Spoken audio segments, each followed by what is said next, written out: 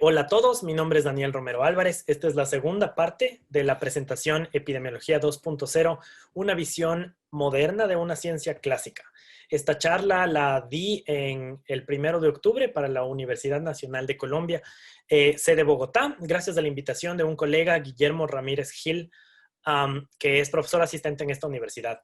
En este video vamos a hablar sobre los retos de hacer investigación en enfermedades infecciosas considerando la ecología de los patógenos. Y pues solo les recuerdo que cada que se mencione un manuscrito o una publicación va a aparecer en el video el código QR y ustedes lo pueden escanear para poder revisar las fuentes originales, que es la esencia de una buena divulgación. Nada, eso, comenzamos. El primer reto que quería comentar y enfatizar mucho tiene que ver con el sistema de vigilancia que tenemos establecido, que es el sistema con el que típicamente tratamos de detectar enfermedades. Y tiene que ver mucho con cómo funciona el mundo, ¿no es cierto? Nosotros tenemos un ecosistema que aquí está representado por estas tres variables ambientales.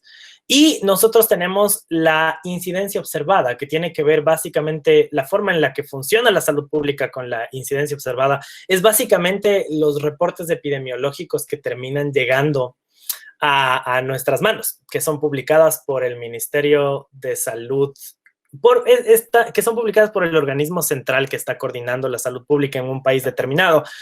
En Ecuador es del Ministerio de Salud Pública del Ecuador, obviamente. Creo que en Colombia tiene un nombre similar. Aquí en Estados Unidos es del CDC. Pero obviamente esta incidencia observada no refleja la verdad, no refleja lo que son. Esta incidencia observada no refleja realmente lo que está pasando, porque esta incidencia observada depende del sistema de vigilancia de salud tradicional.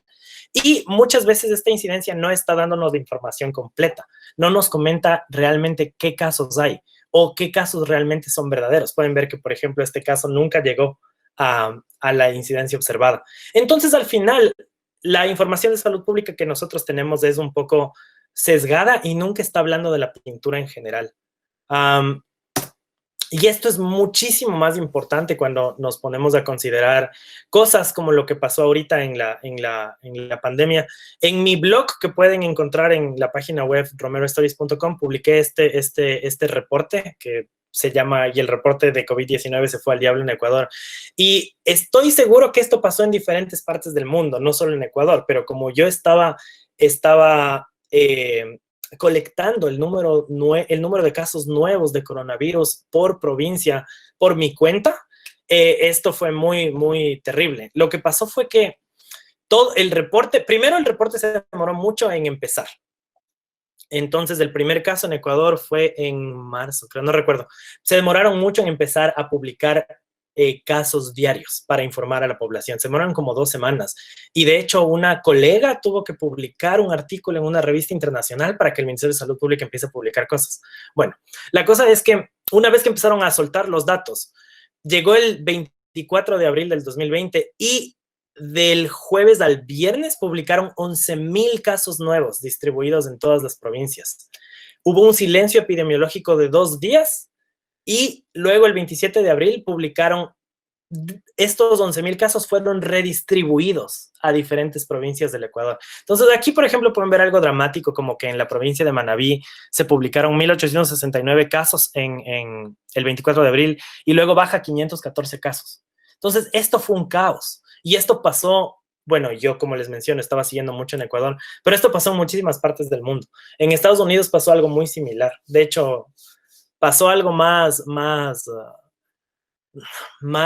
feo, que fue que básicamente tenían un diagrama mostrando el número de casos en el tiempo y le dieron la vuelta para que parezca que los casos disminuyen en vez de que aumentan. Entonces, eso pasó en Georgia.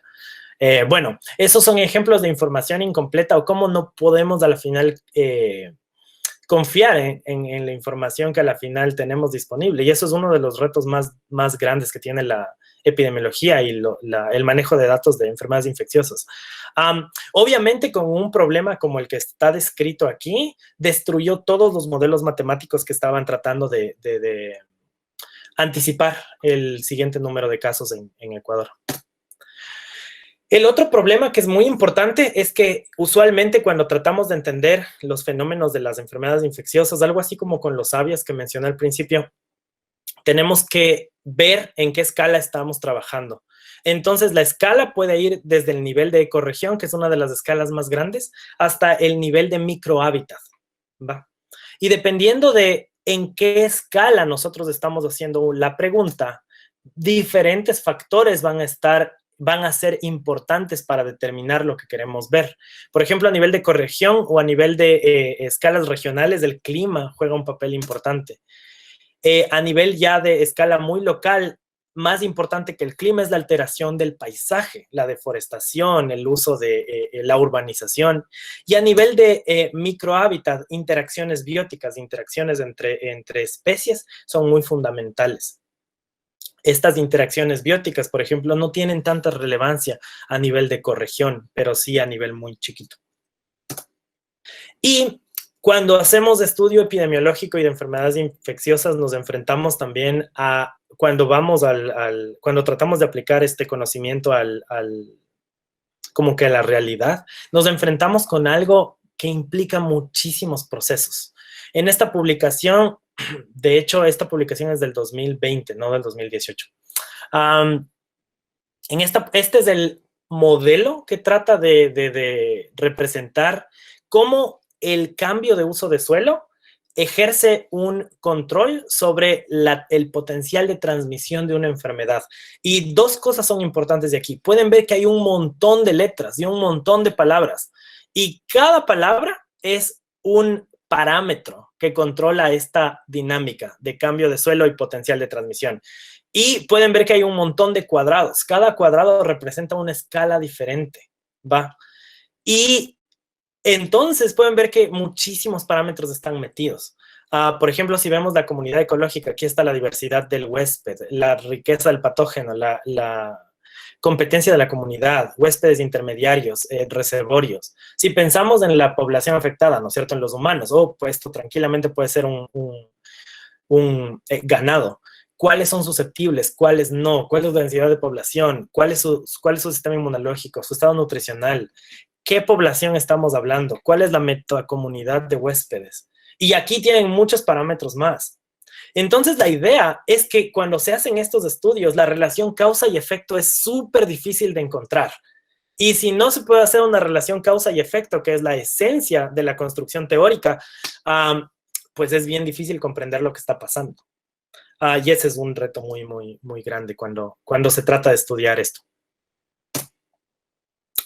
Eso. Y ahora, si no hay ninguna pregunta, podemos empezar con los casos de estudio. Daniel, sí, hay una pregunta acá. Claro. Espera, yo te la leo. Sí. Digamos, las enfermedades territoriales quizás es el punto de unión entre la epidemiología y la ecología. ¿Las enfermedades territoriales? Sí. Ay, yo pues no sabes qué, no estoy seguro a qué se refiere con enfermedades territoriales. Yo no sé si de pronto el profesor Manuel nos hace directamente la pregunta. Sí, claro. Bueno, no, listo.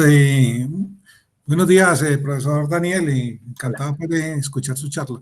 No, sino que estaba mirando en la presentación que hacías que digamos, la epidemiología nosotros la miramos desde el punto de vista de la agronomía, como más esas enfermedades, ¿cierto?, que pueden causar estragos, ¿cierto?, a nivel de poblaciones vegetales en el territorio, en un municipio, en un departamento, en una región, sí, y que quizás esos estados tan particulares de determinada región, pues pueden corresponder a ciertas manifestaciones de una ecología evolutiva, sí, que ha hecho unos rasgos pues muy significativos en ese territorio. Entonces, cuando pasamos de pronto de las enfermedades que son esporádicas, ¿cierto?, en plantas y encontramos unas enfermedades que ya están tremendamente diseminadas, propagadas, ¿cierto?, causando desastres a nivel de las producciones agrícolas, pues entonces estamos hablando también de un concepto de enfermedad territorial. Entonces yo creo que ahí sí hay que involucrar todos estos aspectos que tú estás mencionando acá, de alteración del paisaje, de clima, interacciones bióticas, ¿cierto? Y de una otra manera pues está escribiendo una historia muy particular. Sí, pues claro, en este caso, cuando menciona territorio, básicamente también está comentando una cuestión de escala. Yo tengo experiencia con enfermedades humanas y hasta cierto punto con enfermedades veterinarias, pero a la final el proceso patógeno hospedero y enfermedad infecciosa en planta cumple todas estos mismos principios, porque a la final es un patógeno que está destruyendo un reservorio, ¿no es cierto? Que está invadiendo un reservorio.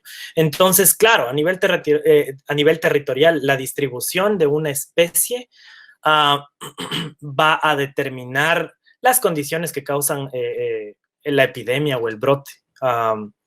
Entonces, claro, puede ir desde un territorio muy, muy chiquito y luego expandirse terriblemente. Sí, es un fenómeno similar. Daniel, aquí otra pregunta que es, Claro. bueno, una pregunta o comentario es, Ruth plantea que la posibilidad de unir, por ejemplo, digamos, la ecología y la epidemiología, ella considera que el punto de unión es el espacio.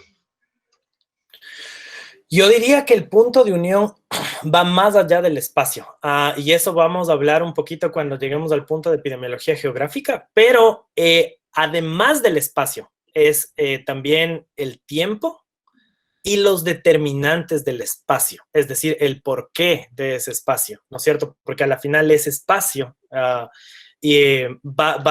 a tener un montón de cosas detrás, ¿no es cierto? ¿Cuál es la temperatura de ese espacio? ¿Cuál es la precipitación de ese espacio? ¿Cuánto tiempo le pega el sol a ese espacio? ¿Qué se construyó alrededor de ese espacio? Entonces, el porqué del espacio es también algo muy ecológico y tratar de vincular a las dos, de hecho, es una de las grandes misiones de la ecología de enfermedades infecciosas.